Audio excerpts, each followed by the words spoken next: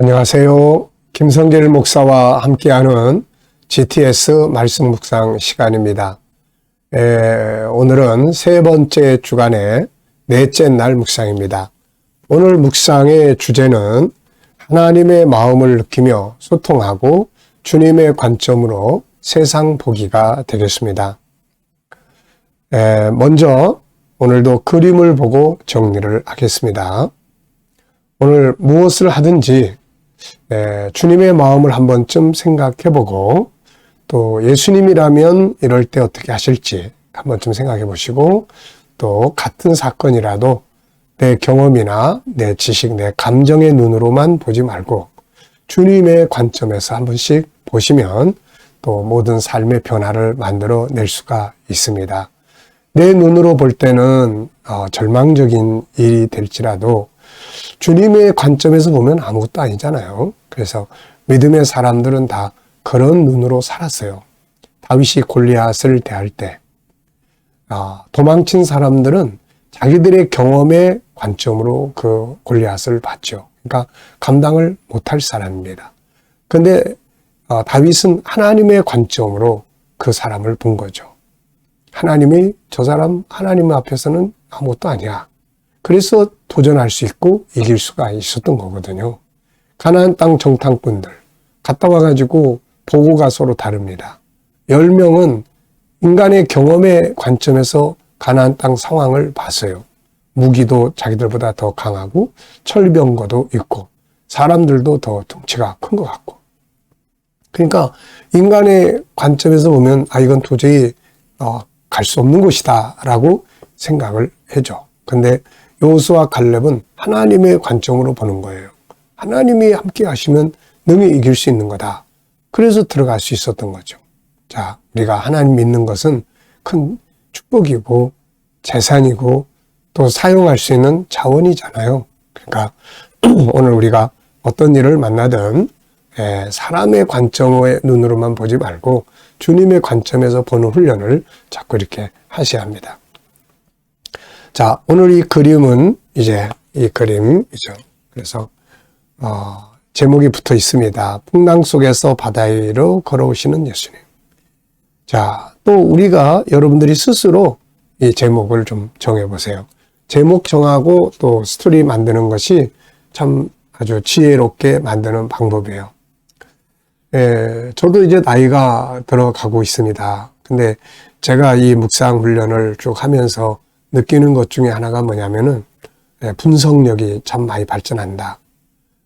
상담을 하거나 뭐 이런 이야기 들을 때 분석이 되거든요. 또 이렇게 기억력이 참 좋아진다. 이렇게 생각이 되는 거예요. 물론 어떤 부분에서는 깜빡깜빡 할 때도 있지만은 그러나 뭘 보고 왔거나 뭘 했거나 그러면 그걸 다 머릿속에 이렇게 생각해 보면은 그게 전부 다 이렇게 그려지는 거예요. 그 안에. 그게 이 훈련 덕분이라고 저는 생각을 합니다. 그래서 우리 아이들이 이 훈련을 계속 하면 책을 보면은 그게 기억에 남단 말이에요. 이렇게.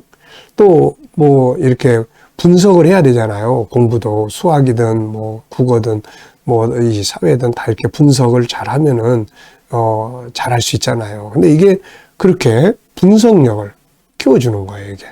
그래서 이게 참 우습게 보지 마시고 이거 꾸준히 잘 하시면은 아주 좋은 효과를 가져올 수가 있습니다. 자, 저는 제목을 만물의 통치자이신 예수님 이렇게 적어봤어요. 그러니까 여러분들이 느껴지는 제목을 정하시면 됩니다. 그리고 의미는 세 가지를 적었어요. 첫째는 주님은 창조주시다. 그래서 만물이 그 앞에 순종한다. 자, 두 번째는 안타깝게도 인간은 순종하지 않고 멸망으로 간다. 만물은 순종하는데 이 인간이 잘 순종을 안 해요. 그래서 예수님도 안 믿고 멸망으로 가는 거죠. 세 번째는 우리도 세상을 다스리기 위해서는 예수의 영으로 충만해야 된다. 예수의 영, 성령으로 충만해지면 우리도 세상 앞에 담대하게 이길 수가 있게 되는 거거든요. 자, 두 번째는 이제 분석입니다. 눈에 보이는 부분을 깊이 생각을 해봐서 자세하게 적어보고 또 보이지 않는 부분을 또 찾아보는 거예요. 보이지 않는 부분을 찾기 위해서 질문도 만들어 보고 또 여러 가지 여기에 기록되어 있는 것들 많잖아요. 원인이나 특정이나 성분이나 결과나 방법이나 과정, 응용 이런 것들을 잘 이렇게 찾아보시면 됩니다. 자, 우선 눈에 보이는 건 예수님, 둘러싸이고 있는 광채, 그리고 어두운 하늘, 그리고 바다, 그리고 풍랑, 그리고 배와 배에 타고 있는 제자들. 자, 예수님이 이제 이렇게 밤중에 풍랑 위에 탁 나타나셨어요.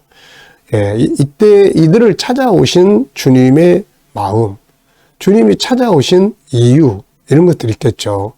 또, 이 제자들이 이 장면을 보고, 어떤 것을 느꼈을까? 성경에서는, 유령이다. 이렇게 이야기했던 거죠. 왜 그랬을까? 뭐 이런 다양한 것들이 숨겨져 있습니다. 그리고 결과요. 원인, 결과 이런 걸 자꾸 찾다 보면은 분석력이 아주 뛰어나게 발전을 합니다. 그리고 교훈이에요. 이거를 왜 우리에게 이런 말씀을 남겨놓으셨을까? 예수님이 또 이걸 통해서 우리가 배우길 원하는 게 뭘까? 이런 교훈들이 있죠. 세 번째입니다. 그림에서 가장 중요한 것은 뭔가요? 바로 찾아오신 예수님. 찾아오신 예수님. 찾아오셨어요. 제자들이 풍랑 만나는데 주님 찾아간 게 아니고 예수님 찾아오셨어요. 기독교는 찾아오시는 하나님을 소개를 합니다. 범죄하고 아담과 하와가 숨었잖아요. 하나님 찾아간 게 아니라 숨었어요. 그때 하나님이 찾아오십니다. 네. 죄 짓고 방황할 때 예수님 찾아오셔서 자기 목숨 맞춰주시잖아요. 찾아오신 예수님. 네 번째는 연상법 훈련이에요. 전 이게 너무너무 좋다고 이 말씀을 드렸죠. 여러분들 이거 잘 활용을 하세요. 그래서 이 그림 보면서 떠오르는 거, 또 성경 전체, 그리고 또 이렇게 떠오르는 것들 자꾸 이렇게 훈련하면 기억력이 참 좋아져요. 자꾸 떠오르는 거 생각하면은 머릿속에 아주 그 창고가, 기억의 창고가 아주 커집니다, 이게. 네. 자, 그래서, 연상법 훈련하기입니다. 자, 우선 이 그림의 배경이 되는 마태복음 14장, 또, 그리고 저는 이걸 보면서 탁 떠오르는 게 다니엘서 3장이에요. 불 속에 함께 하신 주님, 그리고 또 이사야 43장 1절. 너는 내 것이다. 네가 물 속에 있을지라도, 불 속에 있을지라도 불이 너를 해하지 못할 것이다. 이런 말씀. 또 엠마오로 가던 제자들에게도 예수님 찾아오셨죠. 그래서 예수님 옆에서 같이 가는데도 전혀 몰랐던 사람들. 그러면서 이제 제 인생을 한번 쭉 이렇게 점검을 해봅니다. 제 인생을 점검을 해보면 내 인생에 찾아오신 예수님을 우리가 생각을 해볼 수가 있죠. 자, 다섯 번째 이제 상상력 키우기입니다. 이 그림을 가운데 두고 앞에는 어떤 그림을 그리면 좋을지, 뒤에는 어떤 그림을 그리면 좋을지. 저는 앞에는 오병이어의 기적 후에 예수님 산으로 가시고 제자들 배 타고 떠나는 이 장면. 자, 그 다음에 현재가 있고, 다음에는 이제 예수님 배에 타시고 안전하게 항해하는 그 장면을 그려볼 것 같아요. 자, 미래를 어떻게 살고 싶은가요? 그렇다면 지금 무엇을 해야 될까요?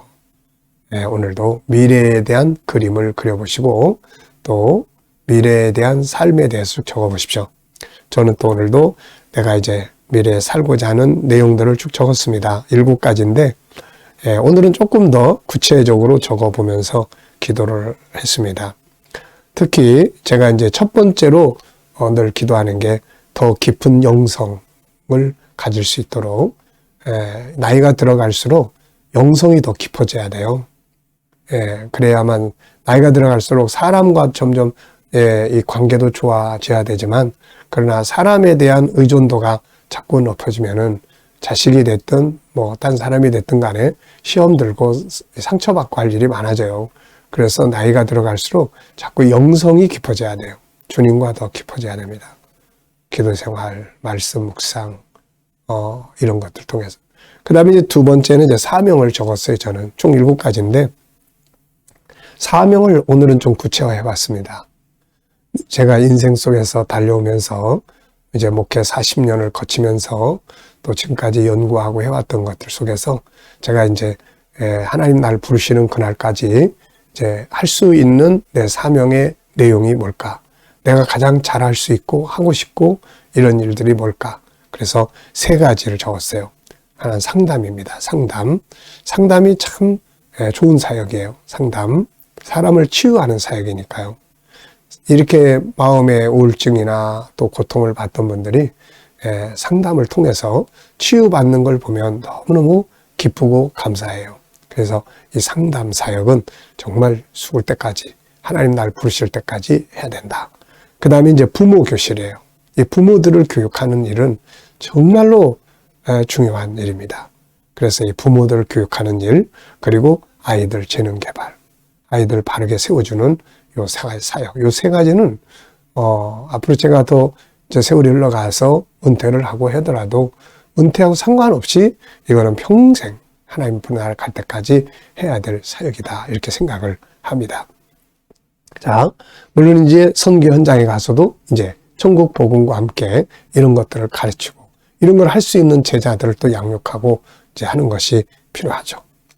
자, 여러분들도 미래에 뭘 하고 싶은지, 어떻게 살고 싶은지 한번 쭉 점검을 해서 그렇게 살아갈 수 있도록 기도하고 준비해 보십시오.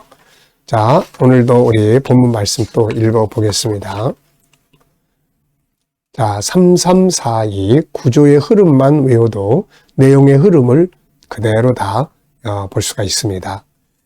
자, 예수께서 즉시 제자들을 재촉하사 자기가 무리를 보내는 동안에 배를 타고 앞서 건너편으로 가게 하시고 무리를 보내신 후에 기도하러 따로 산에 올라가시니라.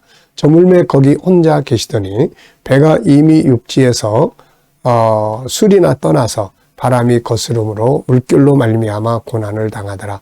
밤 사경에 예수께서 바다 위로 걸어서 제자들에게 오시니 제자들이 그가 바다 위로 걸어오심을 보고 놀라 유령이라 하며 무서워하여 소리 지르거늘 예수께서 즉시 이르시되 안심하라 나니 두려워하지 말라.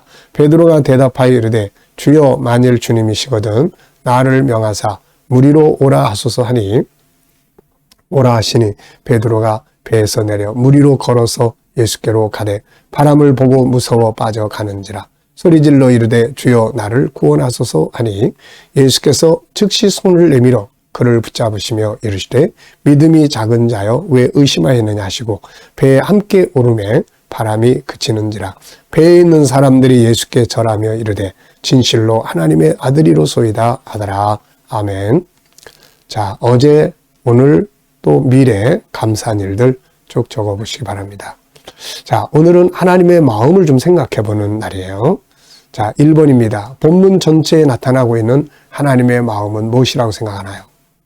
저는 이 말씀을 보면서 제자들을 찾아오시잖아요. 그래서 자기 백성을 지키시는 하나님의 사랑이다. 이렇게 적어봤습니다. 자기 백성을 세상에서 보호하시고 지키시려고 하시는 그 주님의 사랑. 예. 두 번째는 바다 위로 걸어오시는 예수님을 보고 제자들은 유령이라고 합니다. 참 희한한 일이죠. 그렇게 함께 먹고 자고 같이 다니던 예수님을 몰라보고 유령이라고 했단 말이죠. 이게 왜 그랬을까? 저는 이걸 보면서 3가지를 적어봤는데요. 하나는 주님이 그곳에 계실 것이라는 것을 전혀 생각하지 못하고 있었다는 거죠. 이게 이 제자들이. 분명히 자기들 따라왔고 그 뒤는 예수님이 아무 연락이 없었으니까 이곳에 계시리라는 걸 상상도 못했던 거죠. 이게 엠마오의 제자들도 그렇잖아요. 부활하신 다음에 예수님이 같이 동행하는데 전혀 모르고 예수님과 대화를 나누면서도 모르고 있는 거예요. 왜 그랬을까? 이들도 마찬가지예요. 전혀 죽으셨던 무덤 속에 장례했던 그분이 살아서 지금 자기들과 같이 있다? 이거 뭐 상상도 하지 못했던 거죠, 이게. 예. 오늘 우리도 비슷합니다. 어떠세요? 여러분들은 여러분들의 삶 속에 예수님이 지금 같이 가시고 있고 같이 동행하고 있다는 것. 여러분들이 어려운 일을 만나고 고민할 때 그곳에 주님 같이 계시다는 것. 어떠세요? 이거 믿으시나요? 그리고 그걸 인정하시나요? 그리고 그 속에서 예수님과 함께 교통하고 문제를 주님과 함께 해결해 보고 있나요? 아니면은 예배당에만 가야 예수님이 있다 이런 생각이 있나요? 주님은 우리와 함께 계시는 분이에요. 자, 세 번째는 베드로가 바다 위를 걸어오다가 빠졌습니다. 이걸 보는 주님의 마음이 어떠실까요? 베드로가 주님이 주신 말씀을 의지해서 터벅터벅 바다 위를 물 위를 걸어올 때는 예수님이 참 기쁘셨을 거예요. 야, 대견하다. 참 믿음이 좋다. 그런데 오다가 또 그냥 빠져가지고 주여 살려주세요. 그러니까 참 얼마나 안타까워하셨을까요? 그래서 하신 말씀이 믿음이 작은 자요. 왜 의심하느냐 하고 안타깝게 책망하시는 모습을 볼 수 있죠. 근데 이때 베드로는 또 즉시 어떻게 했습니까? 즉시 베드로는 또 뭐 했어요? 막 이제 소리를 질러가지고 구했습니다. 소리를 막 질러서. 예. 소리 질러 이르되 주여 나를 구원하소서. 네. 자, 이 사건을 보면서 예수님은 어떤 분이라고 생각하나요? 주님은 만물의 통치자다. 이렇게 볼 수 있죠. 다섯 번째입니다. 내가 오늘 하나님을 기쁘시게 하기 위해 할 수 있는 일은 뭐라고 생각하나요? 저는 두 가지 적었는데요. 하나는 주님과 오늘도 소통 많이 하자. 그리고 말씀 따라 행하자. 참 늘 이렇게 적어도 막상 어떤 일을 딱 만나면은 내 감정이 앞설 때가 참 많이 나타납니다. 그렇게 연습하고 훈련해도 그게 그렇게 생활할 때서 진짜 그렇게 살아야 되는데 그래도 훈련을 안 하는 것보다는 자꾸 연습하다 보면은 이게 먼저 떠올라요. 주님 이럴 때 어떻게 하는 게 좋을까요? 이런 게 아주 중요하죠. 말씀 따라 행하기. 말씀에 매여서 가면 참 놀라운 역사들이 일어나게 되죠. 질문 만들기입니다. 28절로 29절에서 질문인데요. 28절은 베드로가 대답하여 이르되 주여 만일 주님이시거든 나를 명하사 물 위로 오라 소사니 오라 하시니 베드로가 배에서 내려 물 위로 걸어서 예수께로 가되. 자, 이 말씀에서 질문을 만들어 보세요. 왜, 무엇을, 어떻게, 만약 이런 단어를 넣으면 질문이 만들어집니다. 자, 저는 베드로는 주님께 뭘 구했는가? 베드로가 주님께 구한 건 말씀이에요. 오라 하시는 말씀을 구했어요. 두 번째입니다. 베드로는 이 말씀 앞에 어떻게 하였는가? 베드로는 이 말씀 앞에 어떻게 하였는가? 이 말씀에 탁 순종했죠. 그래서 오라 그러시니까 네 알았어요는 했는데 바다를 보니까 이거 빠질 것 같은데 이게 아니고 네 오라 그러시니까 네 탁 뛰어내려서 투벅투벅 걸어가는 거죠. 이렇게. 참 말씀에 매이는 게 그게 능력이라는 걸 보여줍니다. 일곱 번째는 SQ 기도예요. 오늘의 기도는 SQ입니다. 우리가 재능 개발을 할 때 SQ, EQ, IQ 여기에 있는 내용만 잘 기억해 두시면 SQ 지도도 할 수 있고 IQ도 지도할 수 있고 또 EQ도 우리가 함께 나눌 수 있어요. 혹시 더 많은 지혜가 필요하면은 SQ, EQ, IQ 책들이 한 권씩 있으니까 한 번씩만 읽어보시면 어떻게 IQ를 지도하고 어떻게 SQ를 지도할 수 있는지를 잘 알 수가 있습니다. 자, 오늘의 과제입니다. 주님을 의식하고 소통하고 주님의 관점으로 세상 보기입니다. 자, 묵상하겠습니다. 묵상은 말씀을 먼저 생각하시게요. 오늘 본문 말씀을 한번 쭉 떠올려 보세요. 본문 말씀 얼마나 기억이 납니까? 떠오르고. 그 다음에는 이제 오늘의 내 삶을 내가 해야 될 일들, 내 인생의 일들을 한번 쭉 떠올려 보세요. 그 다음에 이제 예수님을 떠올려 보세요. 그리고 주님께 묻습니다. 주님과 같이 동행한다고 하는 사람들은 꼭 이걸 해야 돼요. 그래서 주님께 묻고 그러면은 이제 기다려 보는 거예요. 다 생각하면서. 그러면 어떤 말씀이 딱 떠오르거나 지혜가 떠오르거나 어떤 감동이 옵니다. 이게 영감이에요. 그래서 이 영감을 가지고 세상을 살면 승리하게 되는 거죠. 자, 기도하고 마치겠습니다. 주님 감사합니다. 오늘도 묵상으로 시작하오니 묵상 승리하게 해주시옵소서. 오늘도 우리 자녀들, 친척들, 동료들 중에 믿지 않는 자들은 다 주께 돌아와 구원받게 해주시고 또 오늘 우리 모든 성도들이 또 일하는 직장과 사업장들, 우리 자녀들, 일터들이 복되게 하시고 새로운 일터를 구하는 자들에게는 좋은 일터들이 준비될 수 있게 해 주시옵소서. 치료받는 자들 치유의 능력이 오늘도 강하게 역사하여 주시고 또 이 나라와 민족 위에도 함께 해 주시고 통치자들에게 지혜를 주셔서 나라를 잘 이끌어가게 하여 주시옵소서.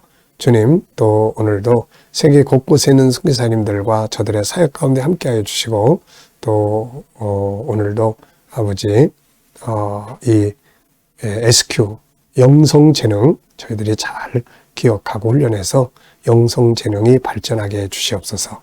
감사하며 예수님의 이름으로 기도하옵나이다. 아멘.